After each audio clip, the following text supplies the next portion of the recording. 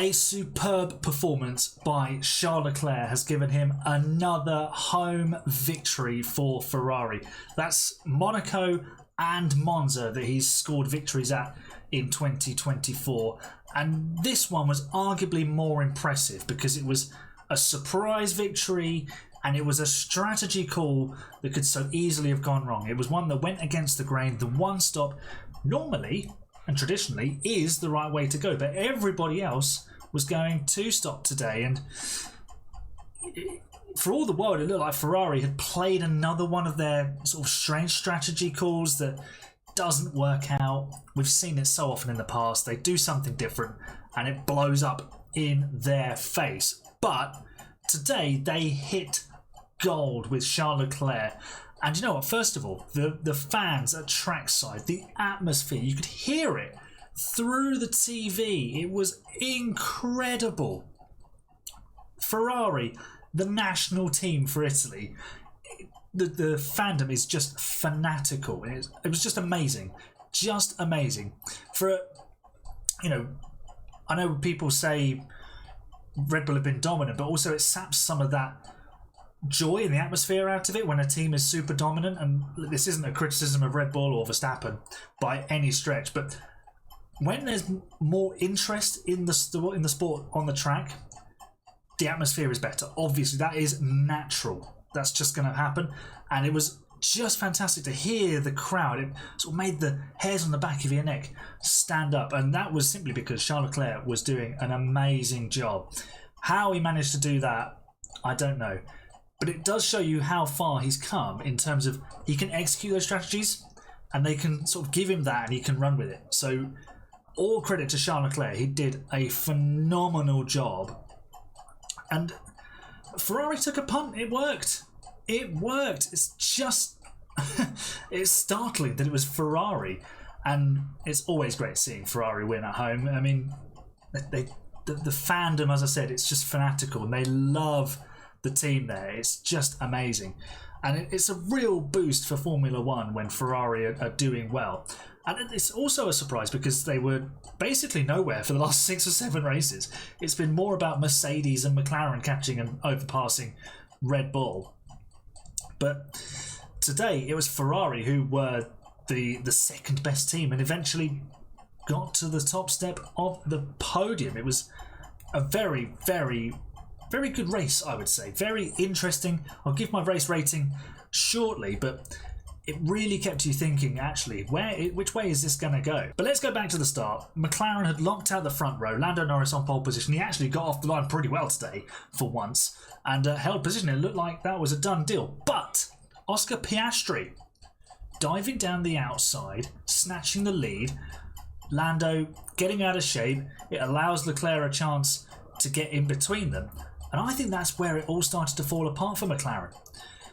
Yes, they did get themselves back into a 1-2 position with the undercut, but really, should Oscar Piastri have been allowed to go for that move?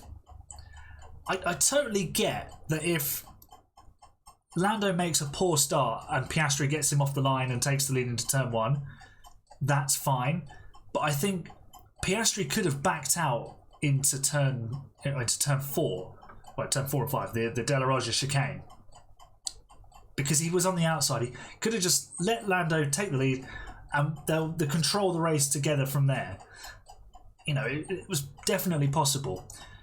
But from that moment, I'm not criticising Oscar Piastri here. This isn't a criticism of him. He's allowed to race his teammate. That's the way that the team have set it up. But that's the thing I'm questioning. The team have set it up like that. Should that have been the way forward? We saw it in 2018 with Ferrari. Raikkonen challenging Vettel in the opening corners, and it led to Vettel spinning out in combat with Lewis Hamilton, and that kind of derailed his title bid. So there's previous here. Should that have been allowed to happen? Because it did compromise their race. It put Lando back in third. He chewed up his tyres. They ended up having to... They couldn't have had the option of going for the one stop. They couldn't manage their mediums to start with because Lando was in the dirty air.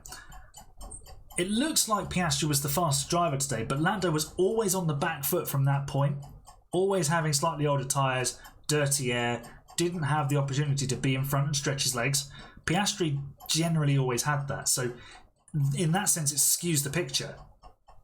And also, I think it's just unnecessary. McLaren are there to win championships. They really need to figure out, actually, are they going for the Drivers' Championship, or are they just going to try and win the Constructors? Because if they're just going to try and win the Constructors, then at least be honest enough to come out and say so. If you're still in with the shot of the Drivers' Championship, which they are, because they've got the fastest car now, Lando should be getting every opportunity to win the races. And like I said, if he makes a bad start, that's on him. If Piastri beats him off the line, fair dues. But to actually have your cars risk colliding on the opening lap, it just, there's a bit of, right, get through turn 1 unscathed, hold position from whatever order you emerge from that in, and then we'll figure it out later. We'll settle into the race. It's just, I think you can't plan for everything, but that is something you can sort of accommodate, because you would expect to get off the line well, hold the front 2 positions, and then control the race from there. As it was, they allowed Leclerc and Ferrari to swoop in. He got in between them. He delivered a great race, as I've already said, and fair cop to Charles Leclerc for being there and taking advantage of it, because other times it's been other people who have done that. So Charles did a wonderful job in that. And McLaren left themselves with so much work to do. I don't know whether they expected Ferrari to make the one-stop work or not, but Piastri then, again, this sounds like I'm bashing Oscar Piastri. I'm really not. But he never showed that pace differential to actually make you think he's going to get it. At no point did I think that Leclerc was under threat from Piastri. There just wasn't enough time gain in those closing 10 laps. And it's just, this is how you have to win the World Championship, whether it's the Constructors or the Drivers' Championship. You have to maximise your points. We've seen Red Bull do it. We've seen Mercedes do it in the past. They've moved drivers aside when they've needed to, and they didn't. They don't have to with Verstappen because he's always dominating his teammate. But I'm sure Perez has moved over before for him. So it's definitely something that McLaren have missed a trick on there, because they really, in my opinion, should have swapped the 2 drivers around. Lando did the fastest lap on the final lap. Let him do that lap. Piastri backs off, gives him the place over the line. You get the same number of Constructors' points, and Lando makes a bigger gain on Verstappen. It's down to 63 points, I think it is now. And it's just points left on the table. I get why he gave up the place in Hungary, and okay, you might say he doesn't need to cash in his chip there, but honestly, is Piastri going to win the World Championship? Not this year. He needs to now be playing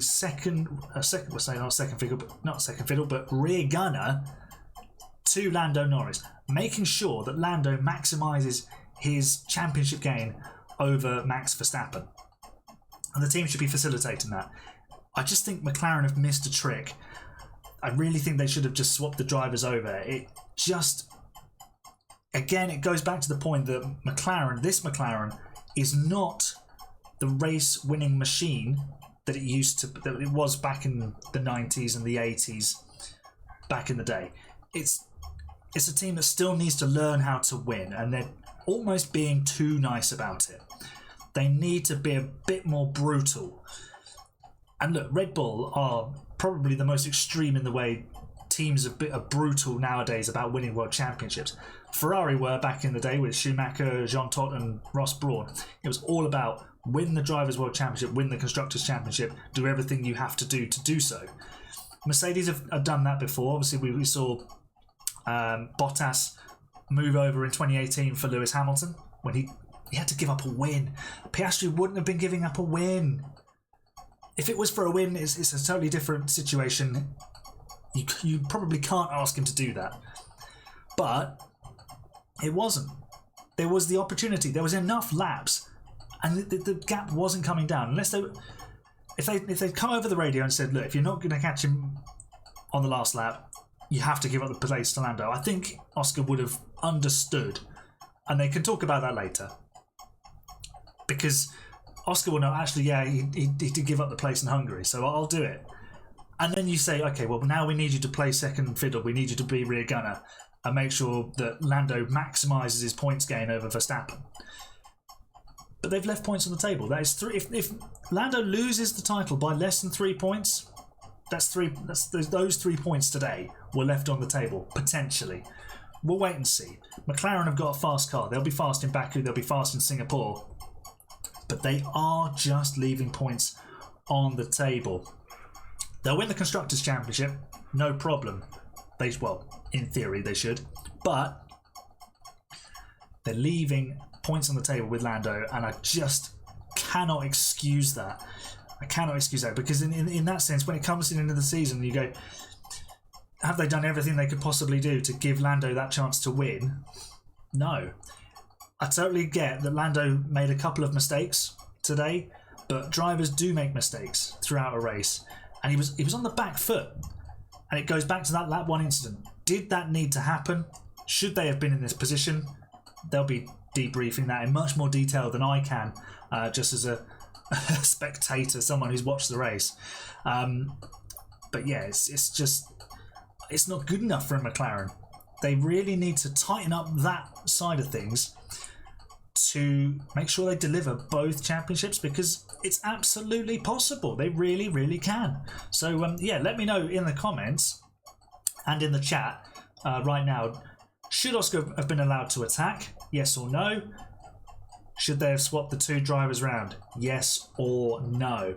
Alright, I'll wrap this piece up as well just by going through my alternative driver of the day, which I'm going to give to Franco Colapinto. I think it's an easy option. I denied about him or Kevin Magnussen, but considering that Kevin Magnussen has now got a race ban for Baku, I don't think I can give it to him, to be honest.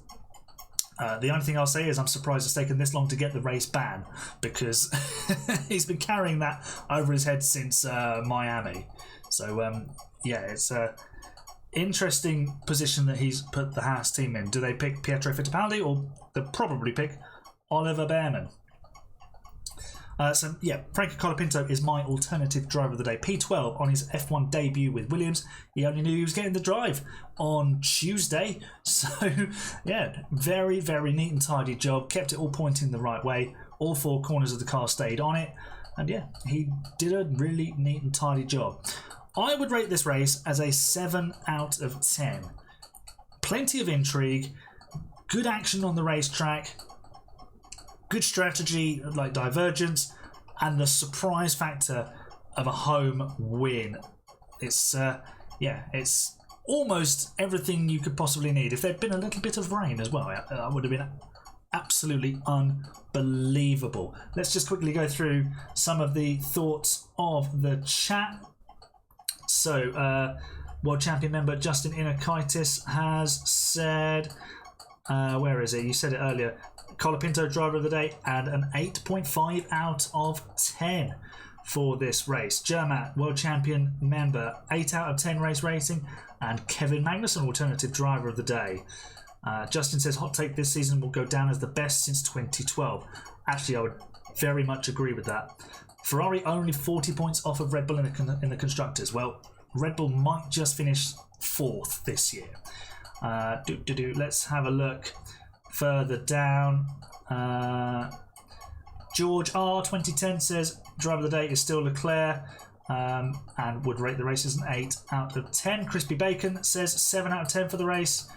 Driver of the day, definitely Leclerc. Alternative driver of the day, I think Charles Leclerc got the driver of the day vote anyway. German says the Piastri Norris situation was fine, but it will not be if they do that again. Justin says the championship is over for McLaren. They've shown their real intent. They've taken that you think that's prioritising the constructors over the drivers. Ren says that Verstappen will come back. George says Oscar should have been allowed to attack, but not too aggressively, and they should have swapped them around later in the race. Yeah, but I would argue that that Piastri attacking helped potentially cost them the win.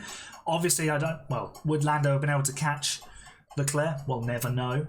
So maybe they were always destined to lose out by doing the 2-stop. You will never know. Justin says they should have prioritised Lando 100%. Yeah, let me know your thoughts in the comments.